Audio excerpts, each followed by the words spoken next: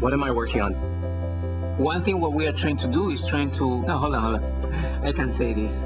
I'm working on ways to give computation to everybody. I cure disease with math. We are basically designing the computers of the future. I work on a translation program that helps Spanish-speaking parents better communicate with their kids' teachers. I show companies that what's good for the world can also be good for business. I make really small light out of nanomaterials. My job is helping people find the answers to their problems. I use mathematics to help organizations manage their people. I solve puzzles.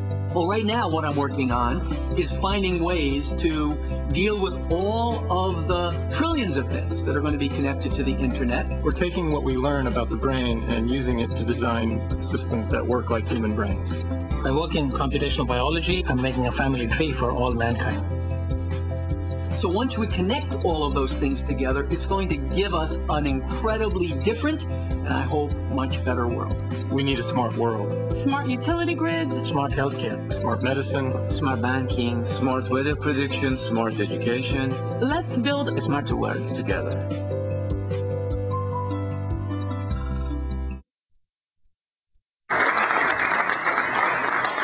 We have one more speaker, and then we can eat more and drink more. One more speaker. Ted Childs, former IBM executive, was the strategic catalyst behind driving the $450,000 grant for placing centers on Indian reservations. He is well known throughout the world, and he just stepped in. I think his flight just landed. So Ted, would you join me at the front of the room, sir?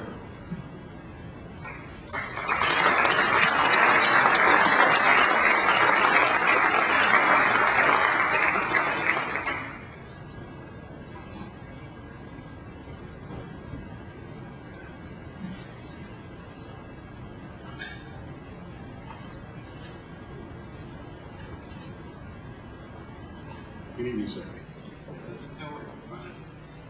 I'm actually moving as fast as I can.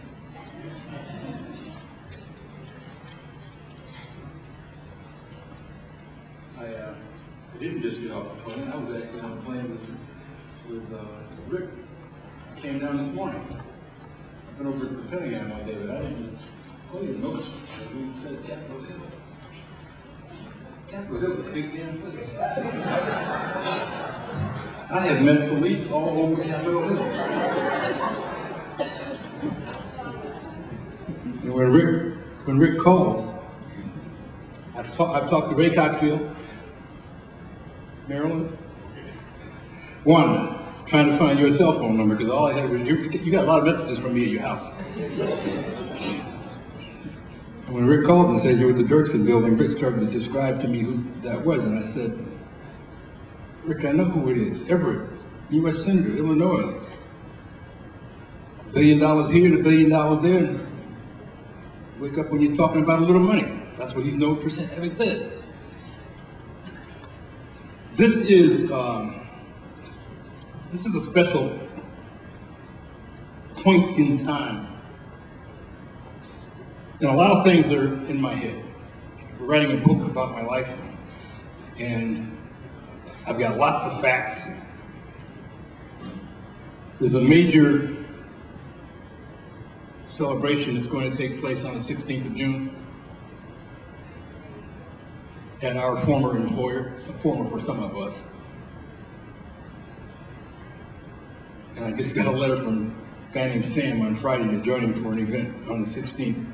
And I had to tell him no, because I've been invited by 2 groups of employees to speak that day, and one of them is going to be at the same time. It's not often that you say no to the CEO, but the people were always more important to me. But that 100 years is extraordinarily symbolic. When you look at the things that happened, of which the SeniorNet piece of that history is important. Even though they're going to track back to 1911, there's some history that precedes that. Because 1899 was the first year that IBM hired women. And there are 3 women that are documented that have been hired, And I talk about that a lot because that was 20 years before women's suffrage. And that same year, a fellow named Richard McGregor was hired. He was a black fellow. That was 10 years before the founding of the NAACP and 36 years after the signing of the Emancipation Proclamation. They're documented in the IBM history. First professional women in 1935 with a written policy of equal pay. First woman vice president in 43. In 1944, IBM was the first company documented to support the United Negro College Fund. November 29th, 1944 specifically is the date that that contribution was made. And that history has been important to me for a long time, and particularly because of what's coming in terms of June the 16th. But yesterday something happened that was really one of those memorable moments for me that I will not ever forget. 12 years ago, on a Sunday afternoon, I walked into a store, a Staples, in Elmsford, New York, to buy a piece of technology. And it was not a BlackBerry. We didn't have BlackBerries then, but it was one of those little things that had, you carry your calculator in it, your calendar, your telephone directory. And I see some people like Denise in the room who know how untechnical I am. And like, I didn't have a clue. I knew what I wanted, but I was like in the fog. And this fellow walks up to me and says, "Can I help you?" And right away I thought, this guy's pretty smart. I mean, he's asking me really good questions. And I asked him a question. I said, "Who are you?" And he said, "Mamadou." And I said, "Yeah, but who are you?" He said, "Mamadou." I said, "What's a Mamadou?" And he said, "That's my name." I said, "Oh, wow. Can we start over again? I apologize." "Mamadou, you know a lot about technology. Have you, where are you from? Senegal? Have you been to college?" I said, "Yes." "Do you have a degree?" He said, "Yes, I have a degree, a master's degree in statistics." "So where'd you go to college?" He said, "Columbia." I said, "You got a Columbia University in Senegal?" He said, "No, New York City." I said, "Oh, okay. Mamadou, why are you working here?" He said, "No one will hire me." I said, what do you mean?" He said, "I apply everywhere. No one will hire me." "They tell you why? You speak very good English. Why?" He said, "No, they just won't hire me." "Mamadou, send me your resume. Send it to me tonight." And the next day, I sent the resume to Poughkeepsie, to somebody who I knew had influence. I said, "Look, I want this man to have a job." They came back to me and said, no, you don't understand. I don't want a debate. I want him to have a job. I know at times I've been accused of being overbearing, but sometimes that's required. He got hired at Poughkeepsie, and a year or so later he came back to me and he said, "Ted, this is a technical place." I said, "Well, yeah, it's IBM and you've got a master's in statistics." He said, "Yes, but I need more education." I said, "Okay, what did you have in mind?" He said, I got myself enrolled in the master's degree program at New York Polytech for the master's in computer science." I said, "Okay." Then a while later, I get invited to his graduation. 2 or 3 years later, Mamadou comes back and says, "Ted, it's not just enough to be technical. I need to be a businessman. I need to go back to school." I said, "Mamadou, you got a master's in stat, a master's in computer science. What did you have in mind?" I said, "Well, Ted, this time it's going to take your vice president's influence. I want to go to Cornell and get an MBA. They have an executive MBA program." I said, "Okay, have you applied?" He said, well, not yet, but I'm going to apply, but you're going to have to talk to my management. They're not going to like this. Okay. I did my part. Then I go to Cornell for graduation for this executive MBA. This guy's smart. You got that part already, right?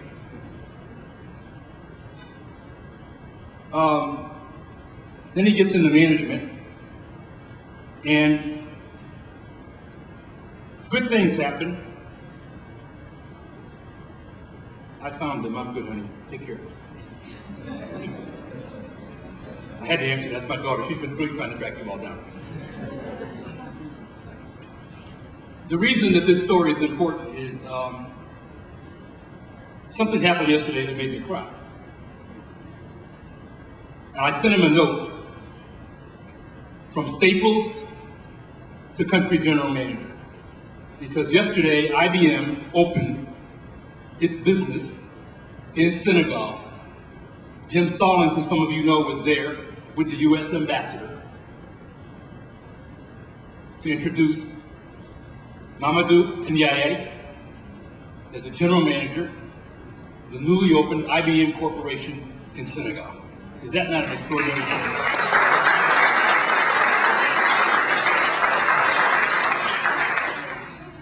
That's a technology story that should resonate with you. I hope it does. Now, about 15 years ago, Leslie will know the details more than I was, one of my external roles as Vice President for Diversity was that I saw an opportunity to have an association with the American Society of Aging, and got involved and became a co-chair of their business forum. And one day at our meeting, a presentation was given by an organization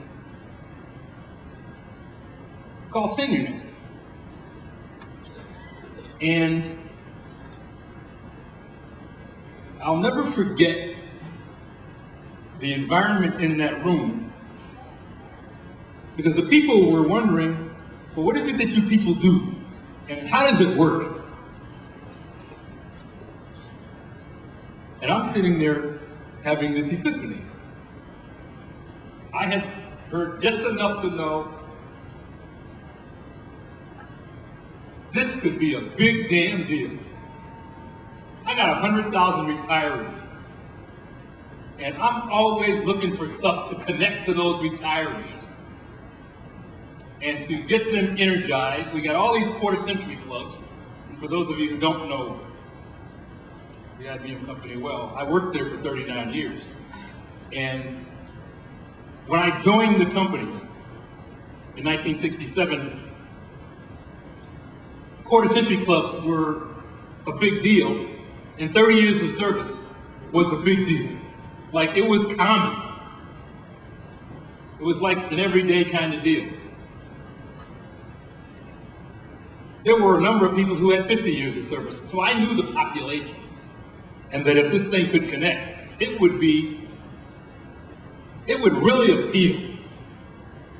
And I was looking for ways to connect older people with younger people. And the idea that we could connect our older people and actually have them in a teaching or tutorial kind of way with the young people, I thought was a real opportunity.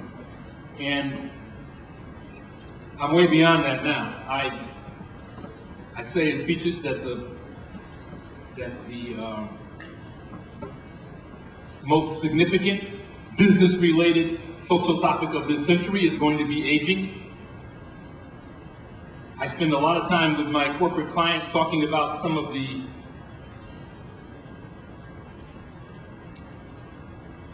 challenges of the business community. I have profiled what I consider to be the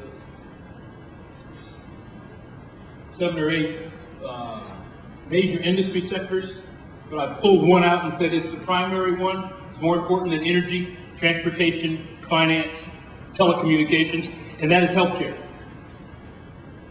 And that healthcare is going to be the critical one because our business community can't make much more money in North America and Europe. They're going to make their future is in what they call the emerging markets. And they have significant medical challenges. And as I said to the CEO of Novartis and his senior management, you guys are really important because if they're dying, they ain't buying. If you can keep people alive, it's going to lead to extraordinary opportunity in those cultures. And after the health piece will come the technology piece, because you all are at the forefront of how we're going to connect those people. How we're going to enable them to have a sense of respect and dignity, previously unavailable. And you're going to provide the energy, the vehicle for that energy, that in many instances is going to give people a positive feeling about being alive. And I remember some of the early stories about SeniorNet, about the lady in North Dakota who had never been out of the state, but she had found friends all over the country through her SeniorNet connections. There were several stories like that. And there's an IBMer who died recently, in the last few months, named Myron Levin, who was down in Sarasota, who got so turned on that he became the godfather for a lot of SeniorNet activity. I worked with Myron for a number of years, and he was a technical geek. He just, anything that involved a computer would get Myron excited. So the idea of a 25th anniversary for SeniorNet, I think is good for America, and that it has enormous potential to be good in a global context, and that if we get to celebrate a 50th anniversary for SeniorNet, that it will have to be a global celebration, because the thirst for what you provide is enormous. And SeniorNet may be the best glass of water to quench that thirst. Thanks for letting me be here. Thanks for waiting for me.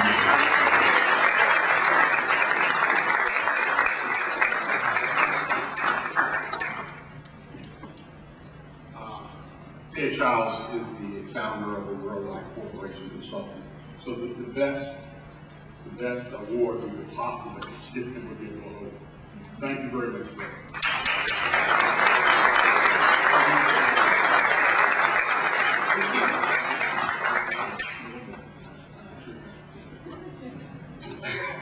He just said I owe him. Ladies and gentlemen, thank you very much for coming tonight and helping us celebrate SeniorNet's 25th anniversary. As Ted said, we will be around another 25 years. The difference is we will be global. We will be global. Thank you very much.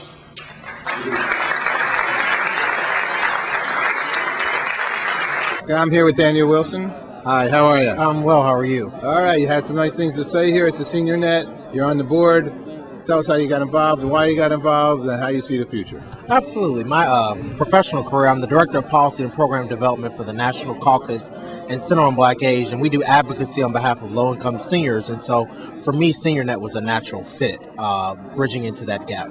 Okay. And the future you see for SeniorNet is what? It is very bright. We have we're on the brink of a very uplifting piece where we'll be able to educate seniors on technology as we move forward into the next 25 years, because the federal government is moving for everything to be on the web. Seniors now can go on the web to check their Social Security benefits, their Medicare benefits. Anything that they want to do is at the tip of their fingers on the computer. So as SeniorNet, we want to be able to make sure that we're equipping seniors to be able to tackle those challenges. And I believe we have 300 or so classes, courses. We have great IBM instructors. We're all over the country, and we've been doing it a long time. We saw the vision. Absolutely. It's a great vision, and we just look forward to being able to work for another 25 years and another 25 years beyond that. And really with the online piece, it's really going to help to sort of bridge that divide with seniors who cannot necessarily make it to a local center. They'll be able to log on right from their home.